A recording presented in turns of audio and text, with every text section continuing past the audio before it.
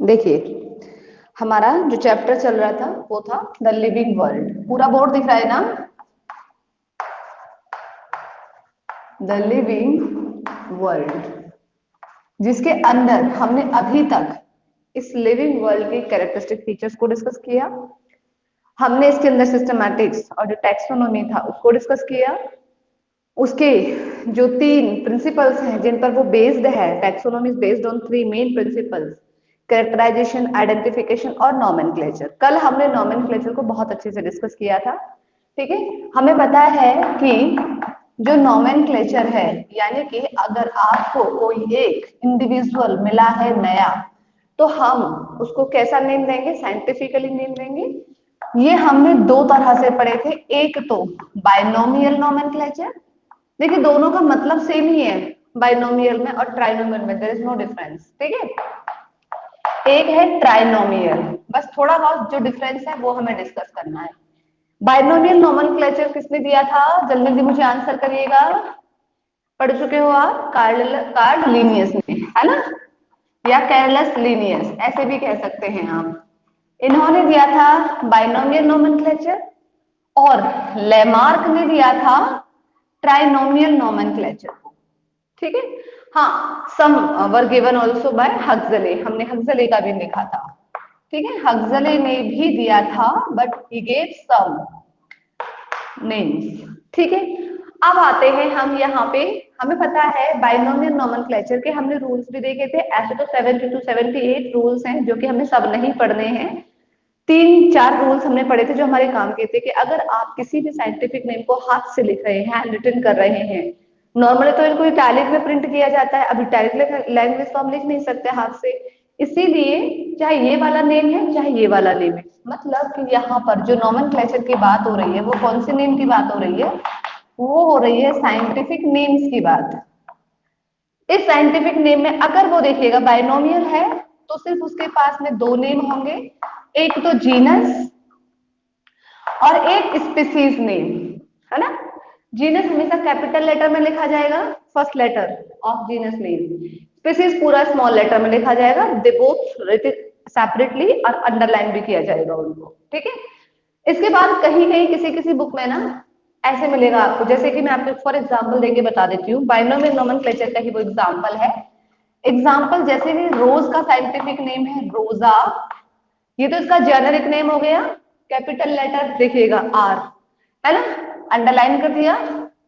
Indica, Rosa indica. और पीछे पीछे आपको एक तीसरा भी वर्ड मिल सकता है, दैट इज लिन, LINN। इसको आपको अंडरलाइन नहीं करना है, और वो देखिए कैपिटल में लिखा हुआ। ये लिन किसको इंडिकेट कर रहा है? यानी कि ये इंडिकेट कर रहा है कि ये scientific name was given by Karl Linnaeus या कैरलस लिनियस। आया समझ में? ये इसका जेनेरिक नेम है। ऐसे बहुत सारे साइंटिफिक नेम आपको मिलेंगे, तो अगर पीछे ये लिन आ रहा है, इसका मतलब ये जिस साइंटिस्ट ने नेम दिया है ये उसका है। ठीक है, this is abbreviated form of his name. तो इस तरह से है ये। अब इसे ये मैं सोच लेना कि ये भी ट्राइनोमियल नोमेनक्लेचर है, तो ये बाइनोमियल नोमेनक्लेचर ही, लेकिन दिया है जिसने उसका भी पीछे नाम कर दिया मेंशन। ठीक है, हाँ, ट्राइनोमियल नोमेनक्लेचर में हमने 3 नाम पढ़े थे बेसिकली इसके अंदर में। कौन कौन से?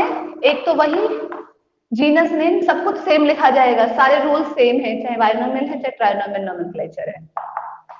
एक आपका स्पेसिफिक नेम या स्पेसिफिक एपिथेट या स्पीसीज नेम कह सकते हैं। थर्ड जो है आपका, देखिएगा थर्ड क्या है?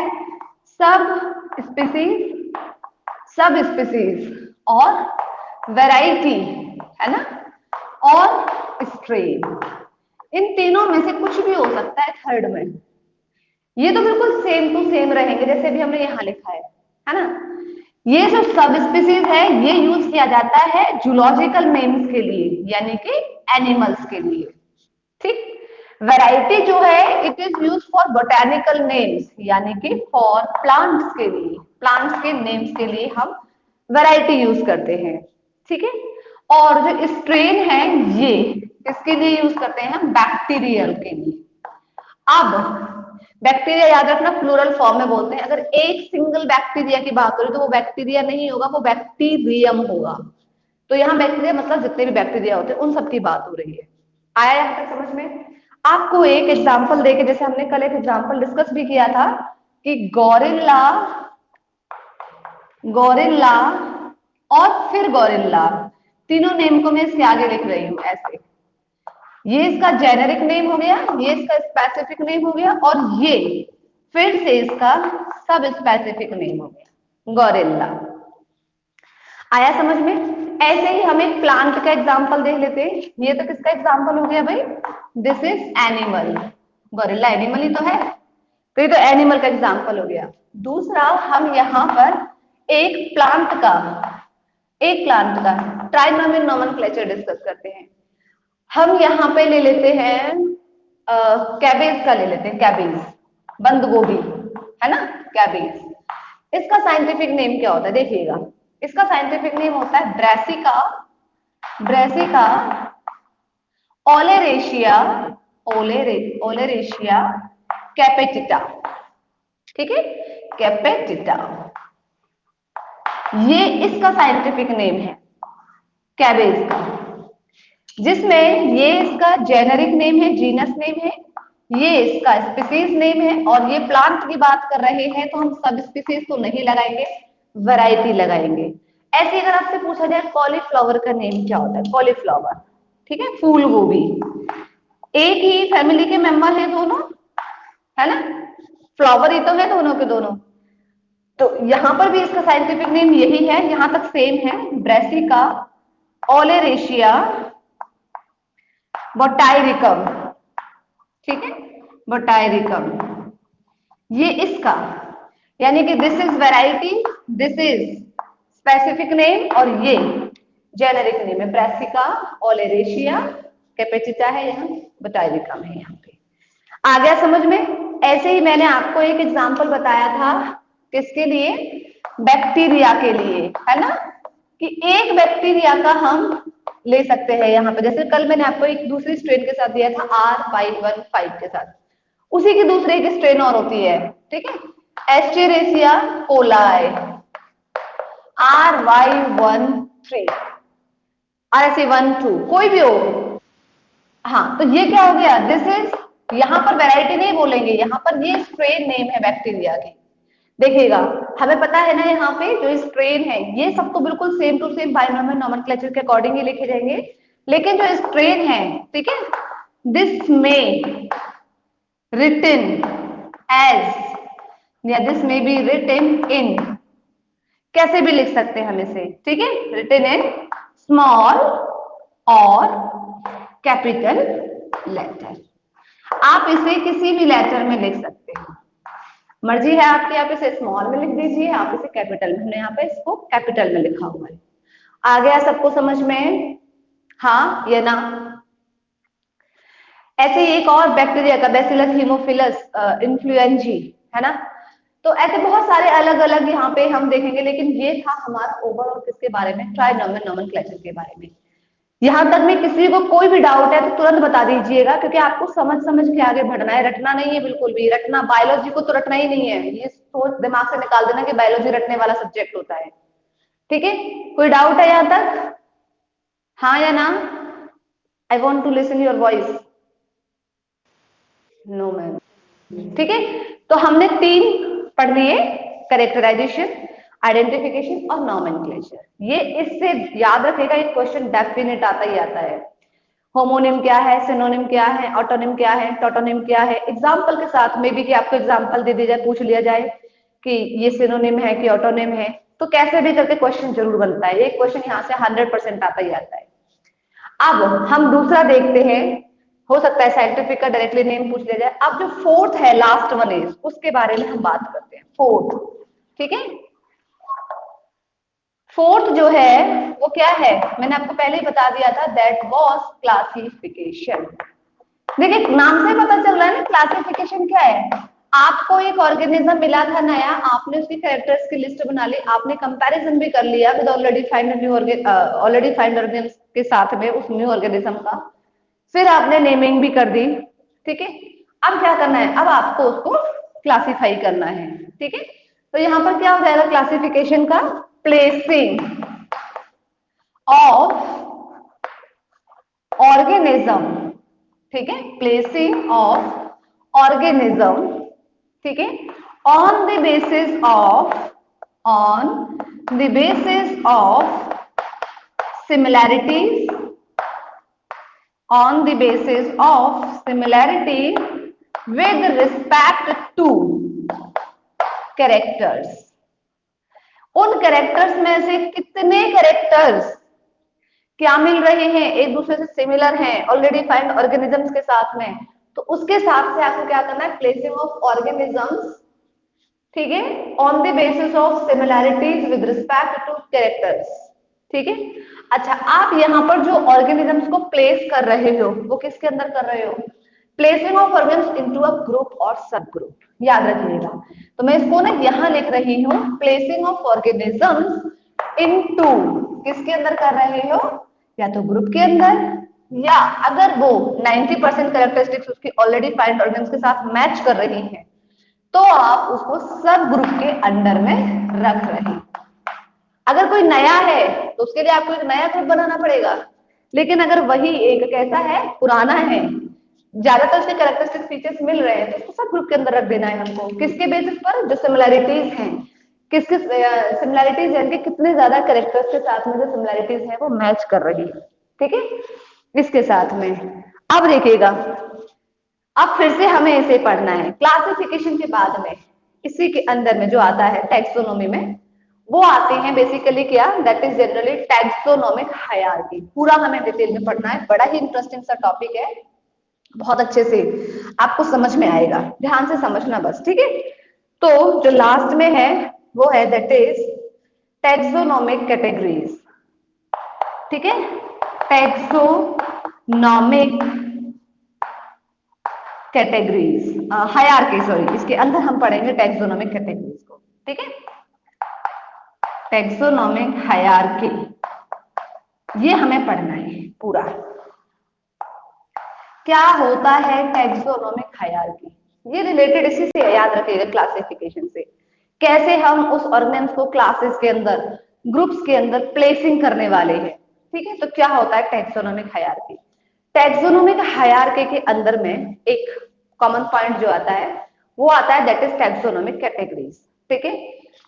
सभी टैक्सोनॉमिक कैटेगरीज जो होती हैं वो मिलकर के बनाती हैं टैक्सोनॉमिक हायरार्की।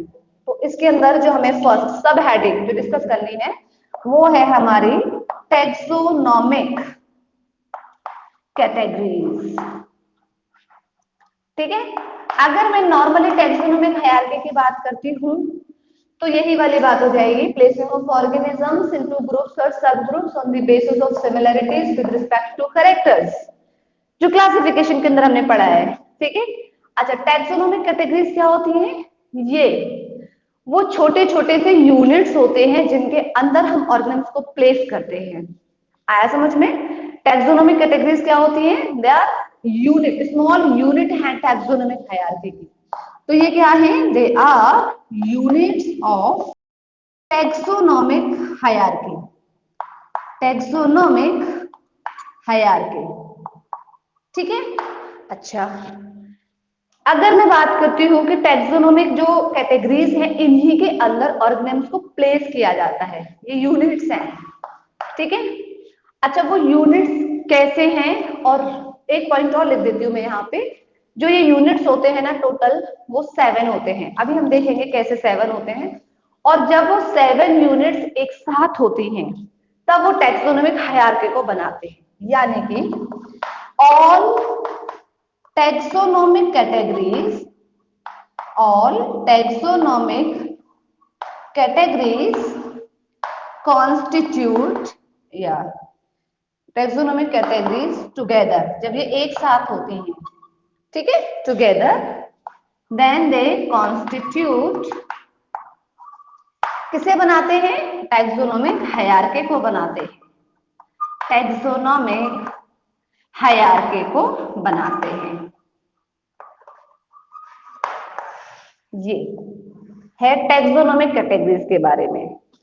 अच्छा, अब आते हैं कि टैक्सोनॉमिक जो कैटेगरीज होती हैं मेनली दीज आर, कितने टाइप्स की होती हैं, ठीक है। मेन टैक्सोनॉमिक कैटेगरीज जो होती हैं वो 3 टाइप्स की होती है। तो मैं यहां लिख रही हूं टाइप्स ऑफ टैक्सोनॉमिक कैटेगरीज, कितने टाइप्स की होती हैं। ठीक है, अगर बात करते हैं तो they are of 3 types. 3 types, वो 3 टाइप्स कौन कौन से हैं देखिएगा। पहली होती है obligate categories. First are obligate categories, ठीक है, या ऑब्लिगेट कैटेगरी। सेकंड होती है intermediate category, intermediate category. Third and last one है यार intra specific, intra specific categories. आया समझ में यहां तक? चलिए अब हम समझते हैं कि ऑब्लिगेट कैटेगरीज क्या होते हैं, इंटरमीडिएट कैटेगरीज क्या होते हैं और इंट्रा स्पेसिफिक कैटेगरीज क्या होते हैं। Before going on these topics, हम एक चीज और पढ़ेंगे कि जो टैक्सोनॉमिक कैटेगरी की अगर मैं बात करती हूँ, सबसे पहले 5 टैक्सोनॉमिक कैटेगरीज को दिया गया था और वो बेसिकली केयरलेस लीनियस नहीं दिया था। ठीक है, तो मैं इधर से यहां पे ले आती हूं टैक्सोनॉमिक कैटेगरीज। ठीक है, पहले किसने दिया था? 5 जो कैटेगरीज थी, 5 कैटेगरीज ना, they were given by 5 categories by, वही लीनियस ने दिया था, कार्ल लीनियस, ऐसे लिख देती हूं मैं। ठीक है, अच्छा अब आता है कि वो कौन कौन सी 5 कैटेगरीज थी। देखिए ये जो 5 कैटेगरीज थी इसको इधर लिख रही हूं, देवर क्लास, ऑर्डर, ठीक है, जीनस, एक स्पीसीज एस, एक मैं इधर लिख रही हूं variety. C stands for class, order, genus, species and variety. बाद में इस वैरायटी को कंसीडर नहीं किया गया था टैक्सोनॉमिक कैटेगरी के अंदर। क्यों नहीं किया गया था ये बताऊंगी, क्योंकि वो इधर आ जाती है, इंट्रा स्पेसिफिक कैटेगरी में आ जाती है। तो टोटल 5 कैटेगरीज दिए गए थे जिसमें से बाद में इसको हटा दिया, लेकिन बाद में फिर से इन्हीं के अंदर 3 कैटेगरी को और एड ऑन किया गया था। आई बात समझ में? इन्हीं के अंदर में 3 कैटेगरीज को और एड ऑन किया गया था। वो 3 कैटेगरीज कौन कौन से थे? ठीक है, मैं यहां पे लिखती हूं, पहले तो ये 5 दिए गए and then later on 3 other categories were given. वो 3 जो बाद में दी गई थी वो कौन कौन सी थी? किंगडम के, phylum P and family F. ये 3 वो कैटेगरीज थी, kingdom, phylum, P and family. इस तरह से इन 3 को और इन 4 को मिलाकर के total 7 obligate categories were given. समझ में आया कि नहीं आया? या शुड आई रिपीट वंस? जल्दी बोलिएगा मुझे, जल्दी से, ये आया कि नहीं आया? देखिए टैक्सोनॉमिक कैटेगरीज स्मॉलेस्ट यूनिट होती है, यूनिट्स होती है, नॉट स्मॉलेस्ट। इसमें से हम बताएंगे स्मॉलेस्ट कौन सी है, लार्जेस्ट कौन सी है। They are units in which organisms are placed on the basis of similarities with respect to characters. इसके बाद में अगर मैं टाइप्स ऑफ टैक्सोनॉमिक कैटेगरीज की बात करती हूँ, मेन 3 टाइप्स के होते हैं। फर्स्ट आर ऑब्लिगेट, अभी बताएंगे क्या होती हैं ये सभी जो है ना 7 categories, these all are obligate categories. Intermediate जो इनके बीच बीच में आएंगी, और एक इंट्रा स्पेसिफिक कैटेगरीज। सभी टैक्सोनॉमिक कैटेगरीज मिलकर के बनाते हैं टैक्सोनॉमिक हायरार्की। हम ये एक तरीके का क्लासिफिकेशन ही है जिसे हम पढ़ रहे हैं डिटेल में। ठीक है, सबसे पहले 5 कैटेगरीज को दिया गया, केयरलेस जीनस नहीं दिया था। वो 5 कैटेगरीज ये थी, क्लास, ऑर्डर, जीनस, स्पीसीज और वैरायटी। बाद में वैरायटी को इंक्लूड नहीं किया गया, हटा दिया गया। फिर से 3 कैटेगरीज और दिए गए, किंगडम, फाइलम, फैमिली। इन 4 और इन 3 को मिला करके 7 कैटेगरीज बन गए, टोटल 7 टैक्सोनॉमिक कैटेगरीज बन गए। 1 2 3 4 5 6 7। ये जो 7 टैक्सोनॉमिक कैटेगरीज हैं, दीज आर ऑब्लिगेट कैटेगरीज। समझ में आया है कि नहीं आया है? जल्दी से बोलिएगा, यस और नो। ऐसे ऐसे तो नहीं यस कर देते हो? देख लेना बेटा, समझ समझ के चलना है, ठीक है। ये नोट करना है, इसको जल्दी से नोट करिएगा, फिर हम आगे बढ़ते हैं। नोट कर लिया सबने?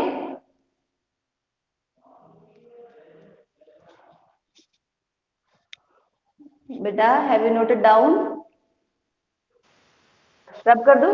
चलिए ठीक है। अब हम पढ़ते हैं इन कैटेगरीज के बारे में, टैक्सोनोमिक हायरार्की को, नोमेनक्लेचर के बाद में, और उसके अंदर, क्योंकि टैक्सोनोमिक हायरार्की जो बनता है वो किससे बनता है? टैक्सोनोमिक कैटेगरीज से, जो कितने टाइप्स की होती है? 3 टाइप्स की। हमने अभी एक ऑब्लिगेट कैटेगरी के बारे में डिस्कस किया है।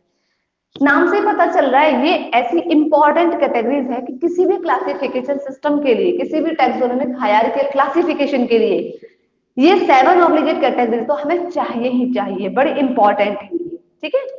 So here I am going to write about, एक मिनट बच्चों, है ना। फर्स्ट जो है, हम पढ़ क्या रहे हैं अब?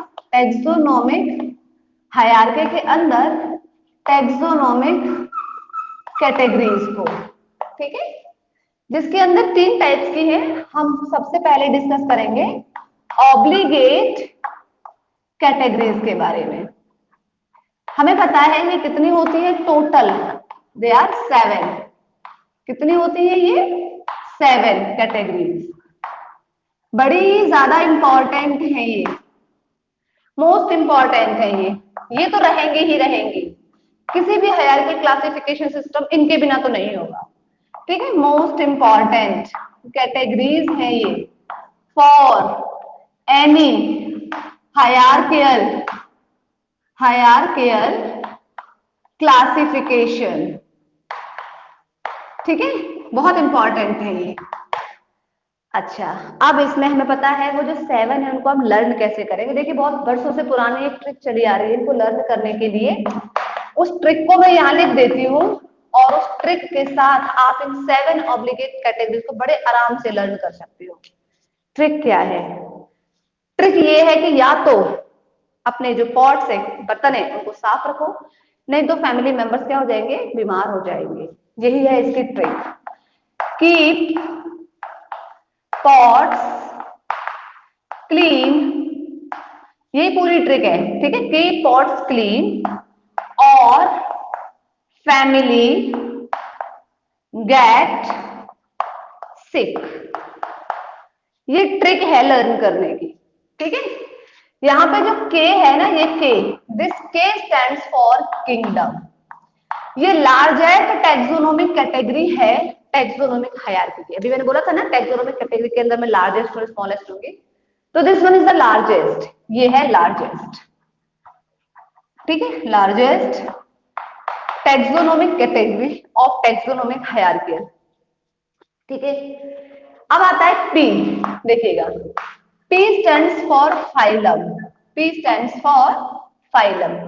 बच्चों एक चीज याद रखिएगा, जैसे हमने अभी ट्राइनोमियल नोमेनक्लेचर के अंदर में सब स्पीसीज हमने एनिमल्स के लिए यूज किया था, वैरायटी फॉर प्लांट्स के लिए यूज किया था, ऐसे ही फाइलम जो यूज करते हैं। अब ये सारी जो यहाँ तक कैटेगरीज हैं ये सब बिटवीन वाली हैं, इनमें आप लार्जेस्ट और स्मॉलेस्ट तो कुछ बोलोगे नहीं, है ना।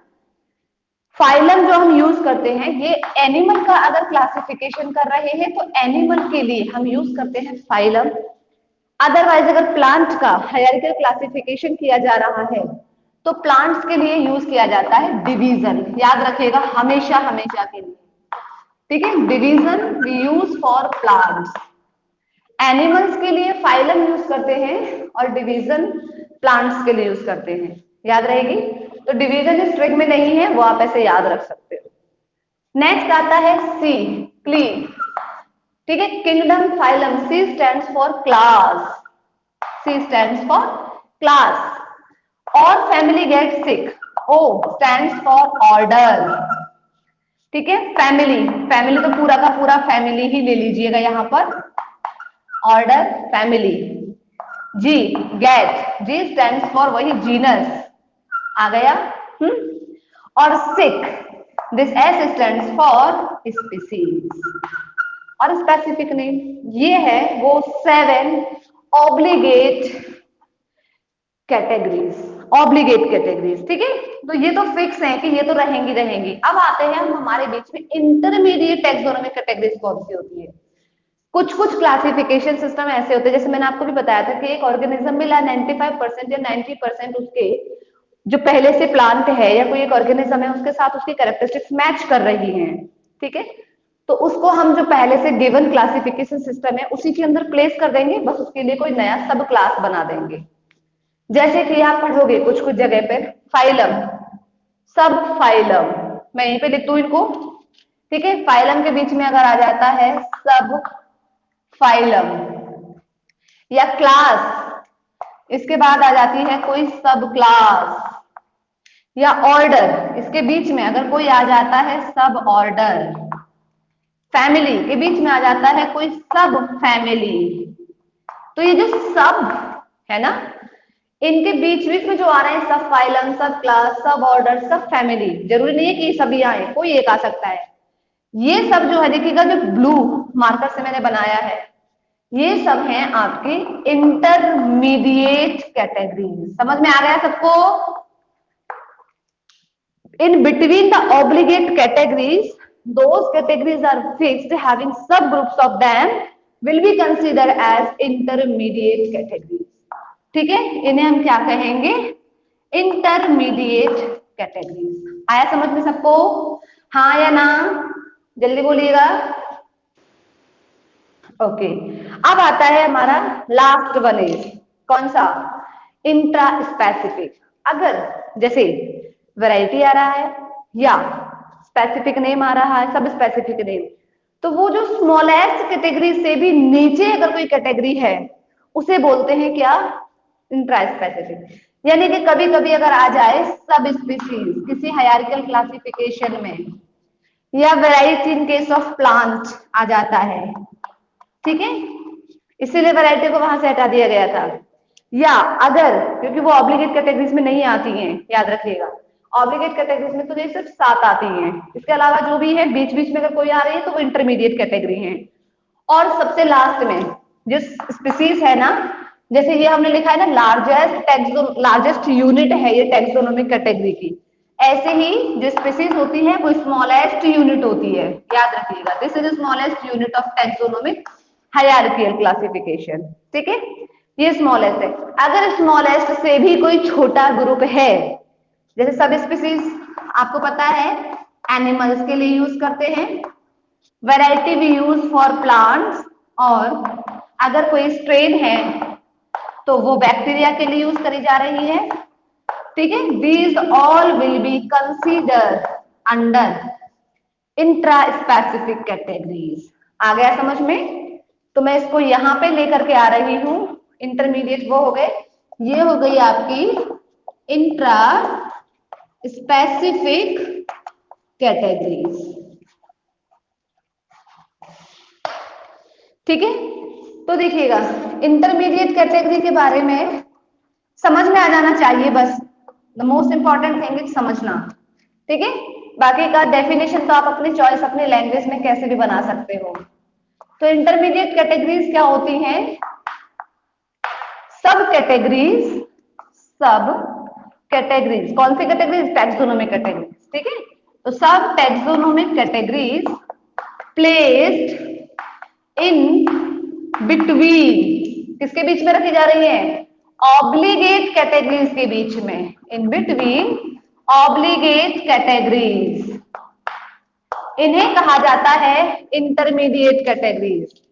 फॉर एग्जाम्पल हमने लिखा हुआ है वहां पर सब क्लास, सब फैमिली, सब ऑर्डर, है ना, सब फाइलम एक्सेट्रा, ये है इंटरमीडिएट कैटेगरीज। नाउ ये सेकंड टाइप है, ये फर्स्ट टाइप है। नाउ जो थर्ड है इंट्रा स्पेसिफिक कैटेगरी, ये कैसी है इसको समझना है।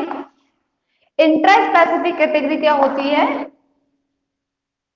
The category, taxonomic category which placed under the smallest unit of taxonomic hierarchy, ऐसे लिख सकते हैं। या the taxonomic category which placed under the species या below the species. Species ही तो smallest unit है, ऐसा लिख सकते हैं हम, है ना? तो यहाँ पे क्या लिख देंगे? taxonomic category which placed below the species, ऐसे लिख लीजिएगा, सबसे बढ़िया है। स्पीसीज के नीचे जो भी होगी वो टैक्सोनोमिक कैटेगरी होगी, है ना?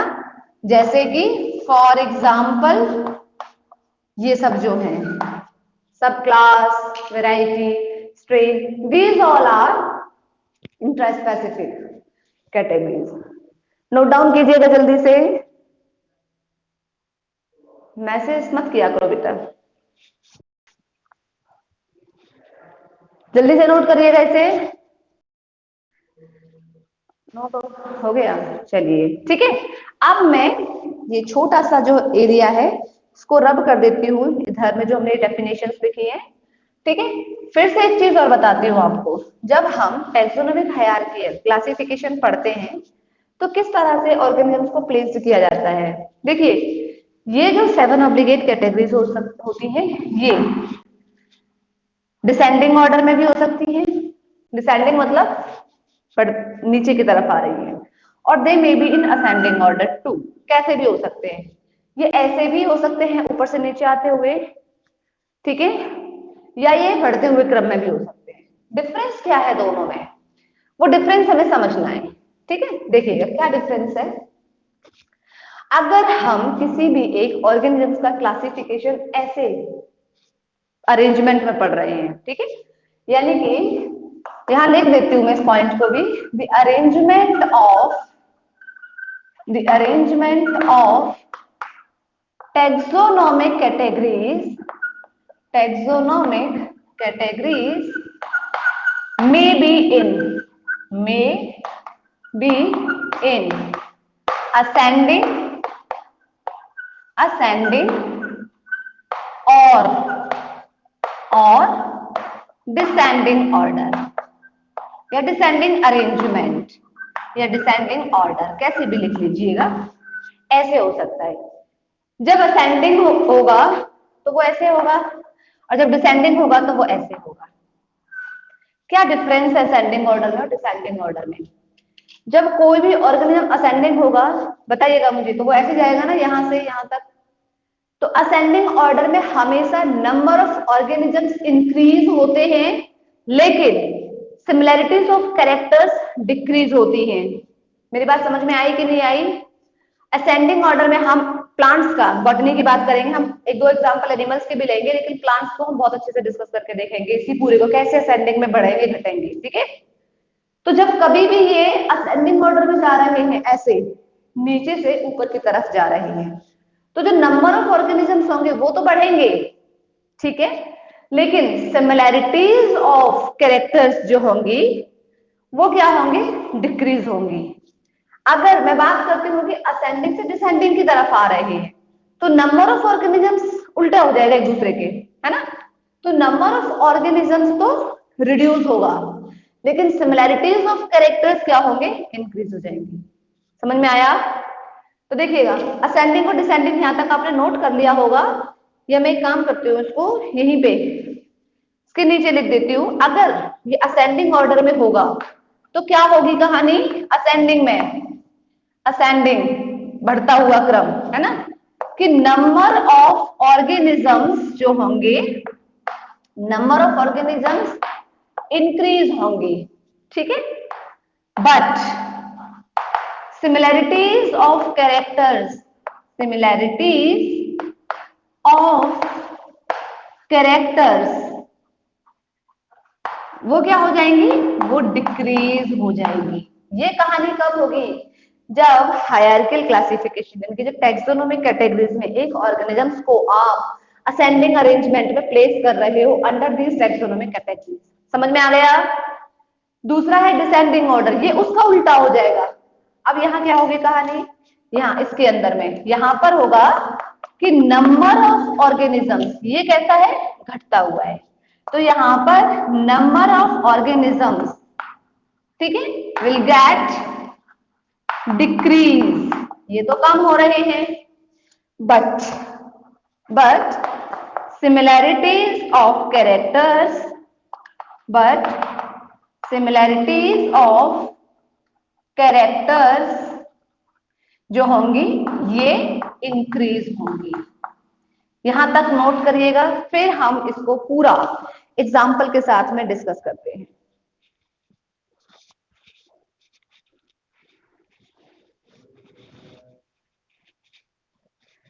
डन बेटा? ओके,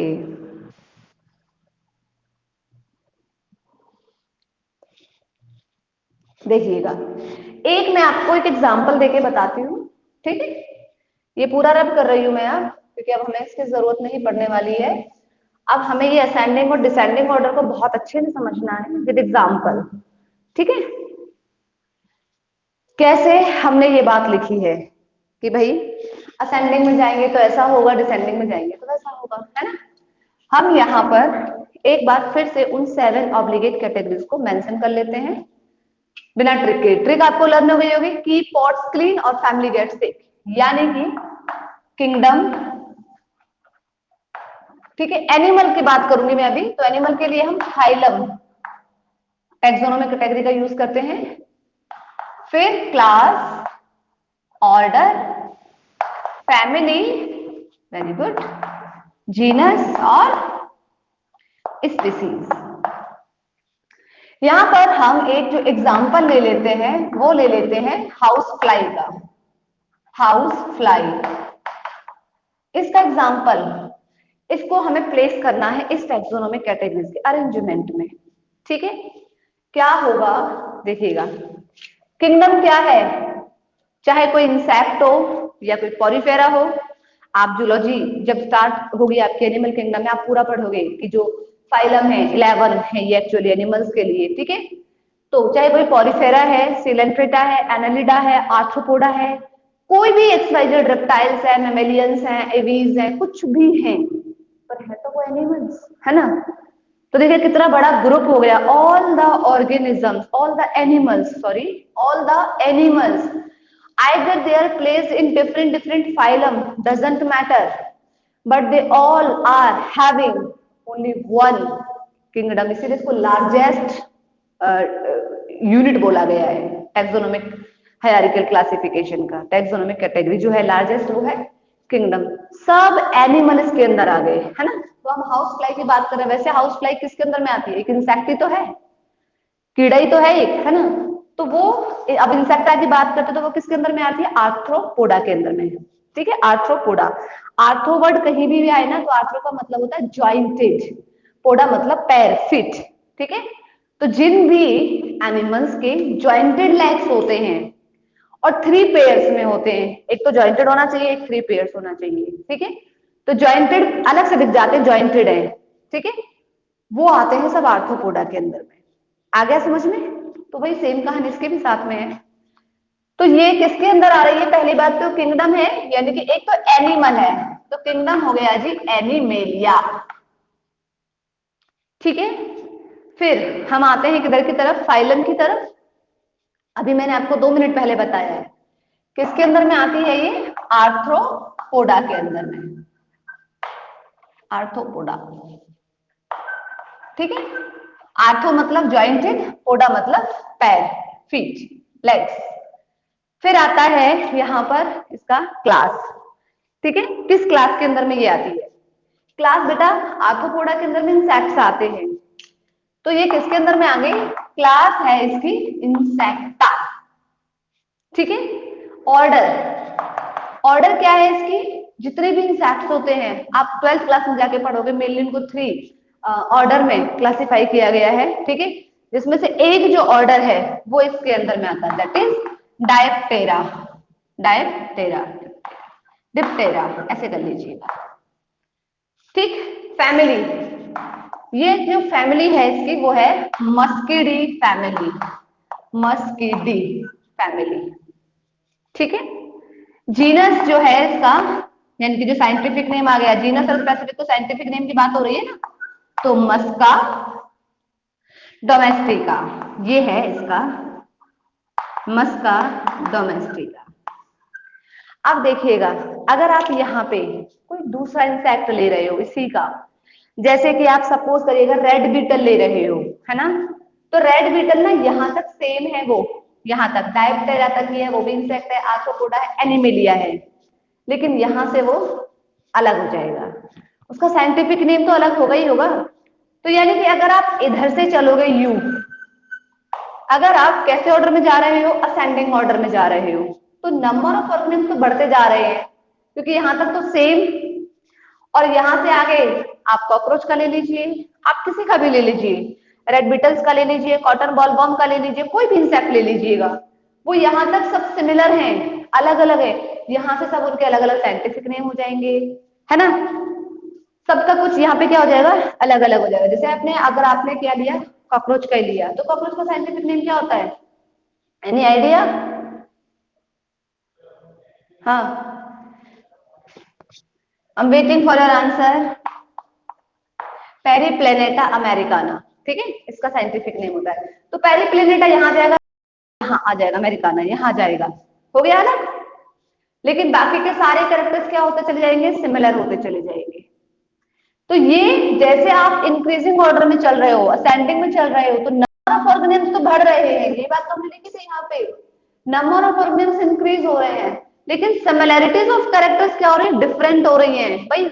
इसका कैरेक्टरिस्टिक फीचर अलग है, कॉकरोच का कैरेक्टरिस्टिक फीचर अलग है, ठीक है। यहाँ पे दूसरा, अगर हम इधर से आते हैं ऐसे यू डिक्रीजिंग ऑर्डर में, तो नंबर ऑफ ऑर्गेनिजम्स कम होते चले जाएंगे, लेकिन उनकी सिमिलैरिटीज बड़ी बढ़ती चली जाएंगी। यहां तक का समझ में आया है कि नहीं आया है? हाँ या ना? आया है अच्छे से ना?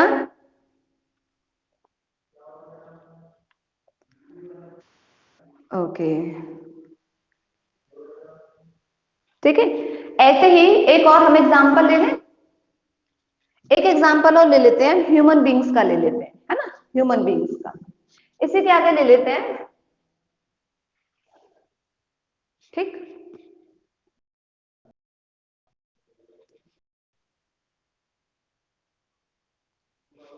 देखिए, हम अपना ले लेते हैं, ह्यूमंस की बात करते हैं। देखिए, हम कहां तक मक्खियों से सिमिलर हो रहे हैं ये देखते हैं। किंगडम की अगर मैं बात करती हूँ, तो ह्यूमन बींग्स भी एनिमेलिया के अंदर में ही आएंगे, नेचुरल सी बात है, तो सेम हो गए हम भी यहाँ तक इनके। ये आर्थ्रोपोडा है फाइलम, यहाँ पे आर्थ्रोपोडा नहीं, ठीक है। यहाँ पे फाइलम आएगा, वो कौन सा आएगा, जिसके अंदर में आते हैं, that is primate, sorry Chordata, ठीक है। हम किसके अंदर पर, कॉर्डेटा के अंदर आएंगे, कॉर्डेटा, ठीक है। अच्छा, अब हम बात करेंगे किसकी, क्लास की, क्लास में मैमेलिया, ठीक है। तो यहाँ पर जो हमारी क्लास आ जाएगी, क्योंकि ये तो इंसेक्ट का है, और मैमेलियन की अगर बात करते हैं, तो जितने भी मेमोरी ग्लैंड्स हैविंग एनिमल्स होते हैं, उनको मैमेलिया कहा जाता है, ठीक है। जो अपने बेबीज को ब्रेस्ट फीडिंग कराते हैं, मिल्क प्रोड्यूसिंग, के पास में मिल्क प्रोड्यूसिंग ग्लैंड्स होती हैं, वो सब मैमेलिया है। तो ह्यूमंस का जो क्लास है वो मैमेलिया है, ठीक है। अब आते हैं हम ऑर्डर पे, हमारा जो ऑर्डर है वो है प्राइमेटा, प्राइमेटा। देखिएगा, सब अलग अलग हो रहा है ना, यहां तक हम सेम है, तो यहां तक तो सब सेम है, चाहे वो रेप्टाइल्स हैं, चाहे वो एबीज हैं, चाहे वो एम्फीबियंस हैं, कोई भी है ऑर्गेनिजम्स, सब सेम होते हैं। नंबर ऑफ ऑर्गेनिजम्स इसमें सबसे ज्यादा है, पर सिमिलैरिटीज अब धीरे धीरे कम होती जा रही है ना, नीचे की तरफ जा रहे हैं अगर हम, तो अगर ऐसे चलेंगे तो सिमिलैरिटीज, सॉरी, सिमिलैरिटीज बढ़ती जा रही है, अगर हम ऐसे यहाँ से यहाँ तक चलेंगे तो नंबर तो बढ़ते जाएगा, लेकिन सिमिलैरिटीज क्या होती चली जाएगी, कम होती चली जाएंगी, ठीक है। तो यहाँ पे प्राइमेटा हो गया। अब फैमिली की बात करते हैं, हम जिस फैमिली के अंदर में आते हैं वो है होमोनिडी फैमिली, होमोनिडी फैमिली। हमारा जीनस साइंटिफिक नेम आपको पता ही है, क्या है हम, होमो सेपियंस, है ना, होमो सेपियन। और अगर स्पेसिफिक, सब स्पेसिफिक के नीचे भी जाओगे तो आप ऐसे कर सकते हो, सेपियन। हाँ या ना? देखिएगा, अगर आपने यहां से लिखना शुरू किया है तो सिमिलैरिटीज तो घट रही हैं, कम हो रही हैं, पर ऑर्गेनिजम्स बढ़ रहे हैं। ऊपर से नीचे आ रहे हो तो सिमिलैरिटीज बढ़ रही हैं पर नंबर ऑफ ऑर्गेनिजम्स कम हो रहे हैं। आया समझ में कि नहीं आया? दूसरा एग्जांपल हमने इसमें ह्यूमन बींग्स के साथ में ले लिया है। हाँ या ना बच्चों? हाँ सबको ठीक है। ऐसे ही अगर यहाँ पे कोई और भी आप एग्जांपल लेकर के चलोगे ना, देखिए कहां तक हम सेम होंगे। अगर आप एग्जांपल लेते हो लॉयन का है ना, तो वो भी एनिमेलिया है, कॉर्डेटा है, यहाँ तक सेम है। वो मैमेलिया है, वो भी मैमेलिया है, वो भी प्राइमेटा है। यहाँ से चेंज हो जाएगा, वो फेलिडी फैमिली हो जाएगी उसकी, फेलिडी।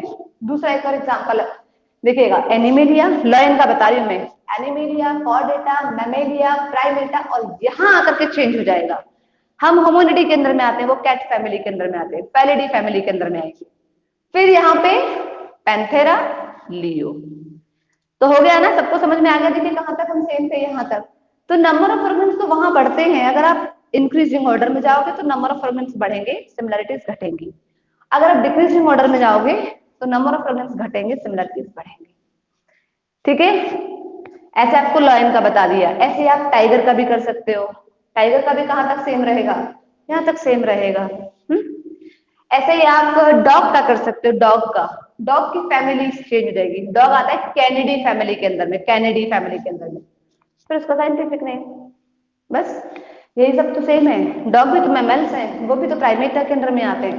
तो बहुत इजी है ये, अगर आपको समझ में आ जाएगा एक बार तो बड़ा इजी है, अदरवाइज तो बहुत टफेस्ट हो जाता है। अब हम जो हमारा बॉटनी वाला पार्ट है उसको डिटेल में करेंगे। ये तो जूलॉजी का पोर्शन था। एग्जाम्पल के साथ मैंने आपको बता दिया है कि कैसे टेक्सोनोमिक हायरार्की, ये जो पूरा है ना, इसी को कहते हैं टेक्सोनोमिक हायरार्की। ये जो पूरा इसके अंदर में आपने टैक्सोनोमिक कैटेगरीज को इंक्लूड करके किया है, this is what, this is taxonomic hierarchical classification. तो taxonomic hierarchical classification is completely based on taxonomic categories, जिसमें अगर आप स्मॉलेस्ट से हाईएस्ट की तरफ मूव ऑन कर रहे हो, छोटी यूनिट से बड़ी यूनिट की तरफ मूव ऑन कर रहे हो, तो number of organisms will get increase but the similarities of characters will get reduce. But if you are writing the order of any organisms from highest to lowest, or higher units to the smaller unit, the number of organisms will get reduced but the similarities of characters will get increased. ठीक है, you please note it down. इसके बाद हम अब आते हैं plants पे जल्दी से।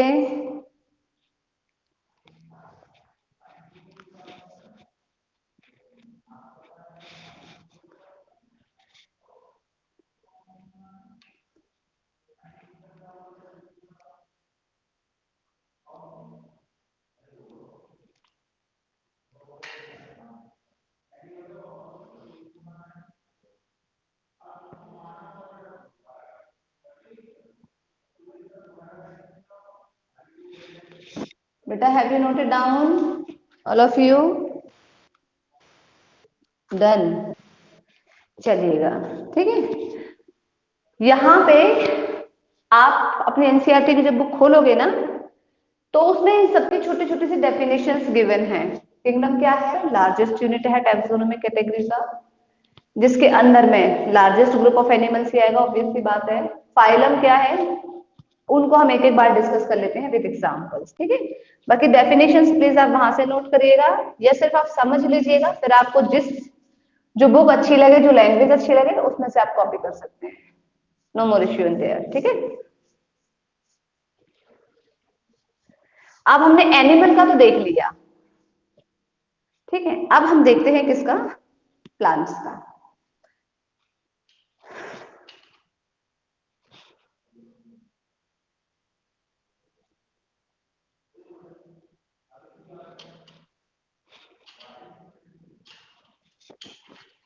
नाउ टैक्सोनोमिक हायरार्कियल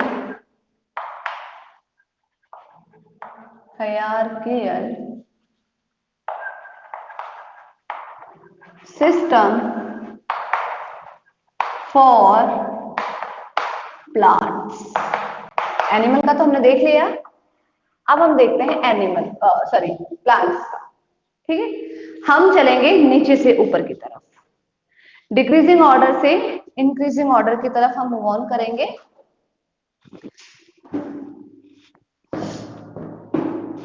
ठीक है, देखिएगा यहाँ पे हम स्पीसीज से स्टार्ट करते हैं। स्पीसीज स्मॉलेस्ट यूनिट है, या एक काम करते हैं नीचे से लिखते हैं, ऊपर किंगडम आना चाहिए। स्पीसीज, ठीक है, स्मॉलेस्ट यूनिट है ये। हम यहाँ पर 3 एग्जांपल्स ले लेते हैं स्पीसीज के, और वो 3 एग्जांपल्स हैं, ये देखिएगा, पोटैटो, एक ब्रिंजल और एक है मकोए। ये 3 हैं, तीनों डिफरेंट प्लांट्स हैं। ठीक है, स्पीसीज तो सबकी कैसी होती है, मैंने आपको कल भी एग्जांपल देके बताया था, स्पीसीज हमारे सरनेम की तरह होती है ना, तो किसी का सरनेम तो मैच नहीं करता है। जीनस नेम में भी सेम हो सकता है, बट स्पीसीज तो नेम सबका सेम नहीं होता है ना। तो देखिए जो पोटैटो होता है ना, इसका साइंटिफिक नेम क्या होता है, सोलेनम टुबरोसम। ब्रिंजल का साइंटिफिक नेम क्या होता है, सोलेनम मेलानोजिना। ठीक है, मकोए, इसका जो साइंटिफिक नेम होता है वो होता है सोलेनम निग्रम। ठीक है, सोलेनम टुबरोसम, सोलेनम ब्रिंजल मेलानोजिना, और इसका है निग्रम। ठीक है, तो यहाँ पे मैं इन तीनों के स्पेसिफिक नेम को मेंशन कर दूं। पोटैटो का जो स्पीसीज नेम है दैट इज टुबरोसम। टुबरोसम, वैसे हमेशा जेनेरिक और स्पीसीज को ना साथ लिखा जाता है, लेकिन हम हायरार्किकल क्लासिफिकेशन सिस्टम पढ़ रहे हैं तो यहाँ पे हम लिख सकते हैं ऐसे टुबरोसम, लेकिन वैसे साथ लिखा जाता है, याद रखिएगा, कभी भी अलग नहीं लिखा जाता है कि जीनस नेम आपने अलग लिखा हुआ है, नीचे आप उसका स्पेसिफिक नेम एक साथ लिखते हैं। टुबरोसम हो गया पोटैटो का साइंटिफिक नेम। ठीक है, मेलोनोजिना, ठीक है, मेलोजिना जो है साइंटिफिक नेम है वो किसका है, ब्रिंजल का, मेलोजिनिया। ठीक है, और निग्रम मकोई का साइंटिफिक नेम। ये तीनों, अब देखिएगा हम चल कैसे रहे हैं, हम ऐसे चल रहे हैं इंक्रीजिंग ऑर्डर में, तीनों अलग अलग हैं, नंबर ऑफ ऑर्गेनिजम्स तो कम हो रहे हैं। अब क्या होता चला जाएगा, नंबर ऑफ ऑर्गेनिजम्स बढ़ते चले जाएंगे, इनकी सिमिलरिटीज कैरेक्टरिस्टिक्स एक जैसी होती है, तो इनको एक साथ रखा गया है। अब क्या होगा, अब हम आते हैं जीनस की तरफ। ठीक है, they all belongs to same genus, ये तीनों के तीनों एक ही जीनस को बिलोंग करते हैं, और वो जीनस है सोलेनम। मैंने भी बताया भी था कि इनका scientific name Solanum melongena, Solanum tuberosum, Solanum nigrum. ठीक है, इसी तरह से हम अब दूसरे दो, कोई भी एक और एक एक ले लेते हैं। ठीक है, दतूरा, ये दतूरा एक और है जीनस नेम, ये अलग है, ये अलग है। इस जीनस के अंदर 3 स्पीसीज आ रही हैं, अब ये जीनस के अंदर अलग से स्पीसीज आ रही होंगी। एक और हम ले लेते हैं पेट्यूनिया, ये 3 जीनस हैं अलग अलग, 3 स्पीसीज से एक ही जीनस को बिलोंग कर रहे थे। Now 3 different genus. ठीक है, अब ये तीनों के तीनों जो डिफरेंट जीनस हैं, ये सब बेसिकली एक ही फैमिली को बिलोंग कर रहे हैं, तीनों डिफरेंट है ये। ठीक है, फैमिली, इसके बाद में क्या आएगा, यहाँ पे फैमिली आएगी। Now these all 3 different genera they belongs to one family only, और वो फैमिली है दैट इज सोलेनेसी। ठीक है, वो फैमिली है दैट इज सोलेनेसी फैमिली। इसी तरह से हम एक और फैमिली को यहाँ पे इंक्लूड कर सकते हैं, सोलेनेसी, ये फैमिली हो गई। सॉरी, इसके नीचे तो अंडरलाइन करने की जरूरत नहीं, कोई साइंटिफिक नेम थोड़ी है ये भी मैं आपको बताऊंगी, इनमें जो सफिक्स वर्ड यूज करते हैं। ठीक है, सोलेनेसी। अच्छा, सोलेनेसी के अलावा एक और फैमिली होती है दैट इज कॉन्वो लुवेसी फैमिली। ठीक है, ये जो फैमिली है ये डिफरेंट है। देखिएगा इस फैमिली के अंदर में ये तीनों जेनरा आते हैं, ये तीनों स्पीसीज इस जेनरा से बिलोंग कर रहे हैं, ये 2 डिफरेंट जेनरा है, but these 2 different genera belongs to one family. अब इस एक फैमिली के अंदर में सोचिएगा इतने सारे ऑर्गेनिजम्स आ रहे हैं, हो सकता है कि इस अकेले के अंदर में 3 ऑर्गेनिजम्स हैं, इसके अंदर में भी 3 ऑर्गेनिजम्स हो, इसके अंदर में भी 3 ऑर्गेनिजम्स हैं, तो 9 जो प्लांट्स हैं वो एक फैमिली को बिलोंग कर रहे हैं, तो नंबर ऑफ ऑर्गेनिजम्स बढ़ रहा है ना। फिर ऐसे ही 9 ऑर्गेनियम्स हो सकते हैं, 9 प्लांट्स हो सकते हैं जो कि इस फैमिली के अंदर में आ रहे होंगे। आया समझ में यहाँ तक? लेकिन अब क्या है, कैरेक्टरिस्टिक्स जो है ना वो कम होती जा रही है। कैरेक्टरिस्टिक्स के बेसिस पे तो उनको एक एक साथ मर्ज किया हुआ था, लेकिन अब तो वो कम होती जा रही है। बस यहाँ पे क्या हो रहा है कि जो ऑर्गेनिजम्स हैं वो यहाँ पे बढ़ते चले जा रहे हैं।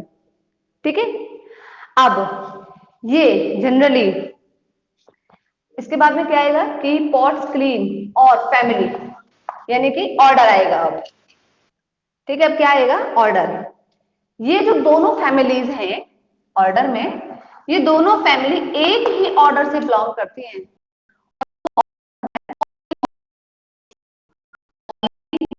मोनिएन्स। ये एक ऑर्डर है। ऐसे ही हम एक दूसरा और भी ऑर्डर ले लेते हैं, दैट इज सेपिडेंस। सेपिडेंस, ये दो ऑर्डर है। अभी सोचिएगा, मैंने आपको बोला था कि 9 प्लांट्स इस एक फैमिली के अंदर हैं, तो 9 प्लांट्स इस एक फैमिली के अंदर हैं, 9 और 9 18 हो गए।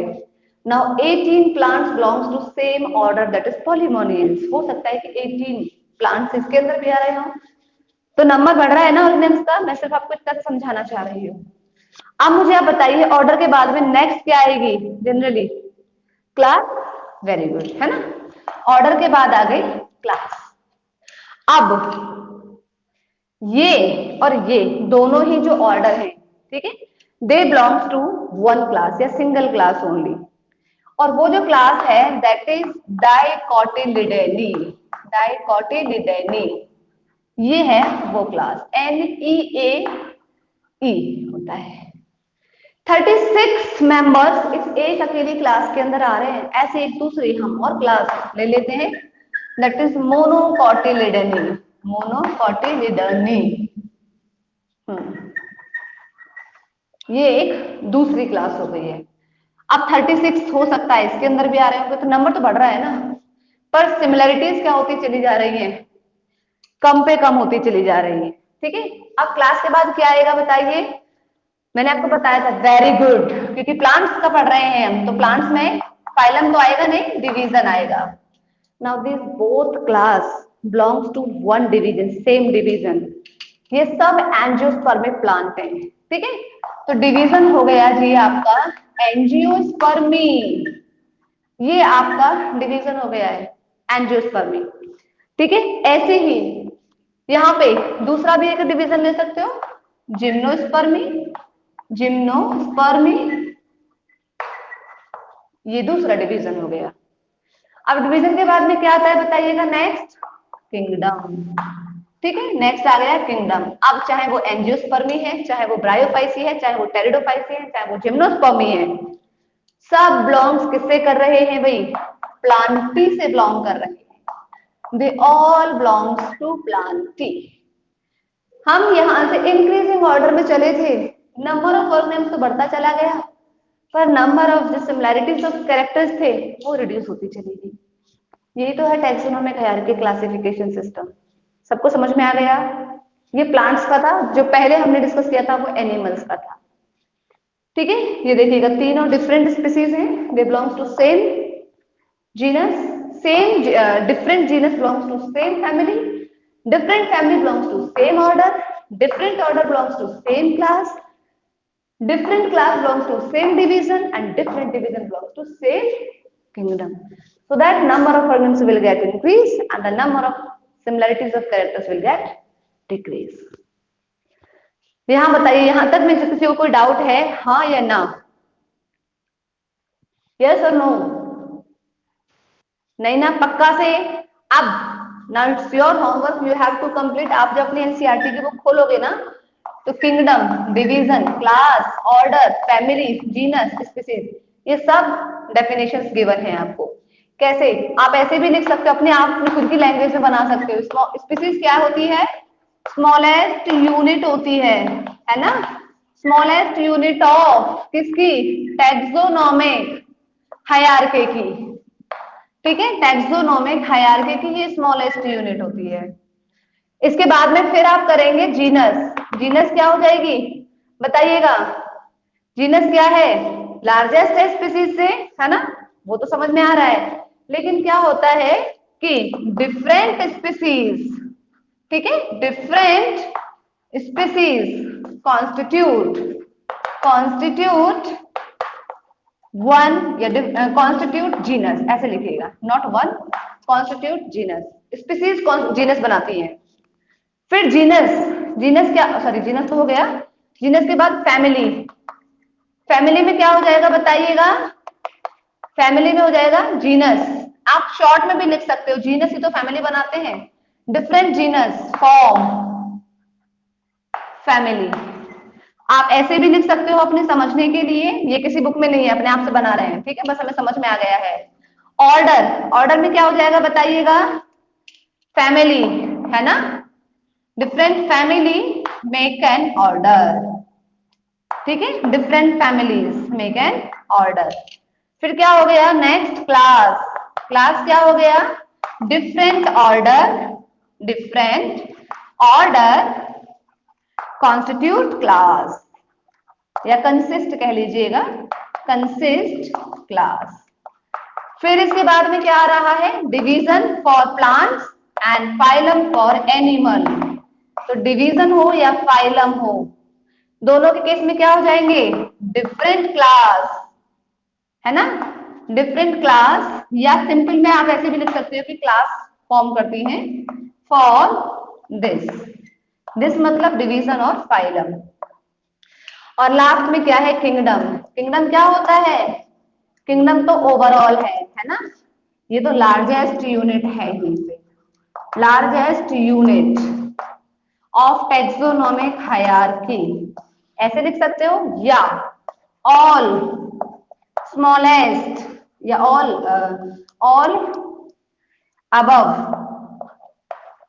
अबव रिटन यूनिट्स, है ना, units together form kingdom, together form या कंसिस्ट या कॉन्स्टिट्यूट फॉर्म किंगडम।